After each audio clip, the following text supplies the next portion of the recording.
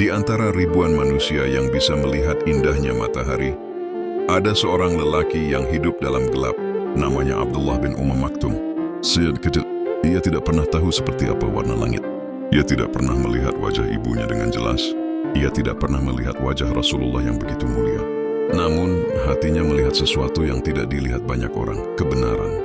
Suatu hari Rasulullah sedang berbicara dengan para pembesar Quraisy. Harapan besar ada di hadapan beliau. Jika mereka masuk Islam, banyak orang akan ikut. Tiba-tiba, terdengar suara lembut. Ya Rasulullah, ajarkan aku apa yang Allah ajarkan kepadamu. Itu Abdullah. Datang dengan langkah perlahan.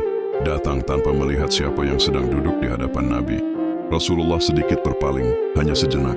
Hanya karena ingin menyelesaikan pembicaraan dengan para pemuka. Lalu, langit bergetar. Allah menurunkan awal surah Nabasa. Allah menegur nabinya karena berpaling dari seorang hamba yang buta, tapi tulus mencari cahaya. Bayangkan, seorang lelaki yang tak pernah melihat dunia. Namanya disebut dalam teguran dari langit.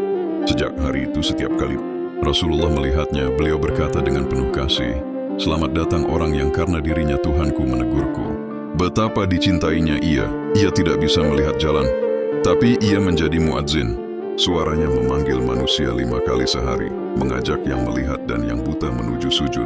Beberapa kali Rasulullah bahkan mempercayakan Madinah kepadanya saat beliau pergi. Orang yang tak melihat dipercaya menjaga kota Nabi, dan ketika panggilan jihad datang, ia menangis. Ya Allah, aku buta, tapi jangan engkau haramkan aku dari pahala jihad. Ia ikut ke medan perang. Ia memegang bendera kaum muslimin. Ia berdiri di tengah debu dan teriakan perang. Ia tidak melihat musuhnya, tapi ia yakin Allah melihatnya. Hingga akhirnya, ia gugur.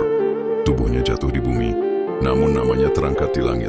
Kisah ini seperti bisikan lembut bagi siapapun yang merasa kurang, merasa tidak sempurna, merasa tidak dilihat manusia. Abdullah tidak melihat dunia, tapi Allah melihat hatinya. Dan itu lebih dari cukup.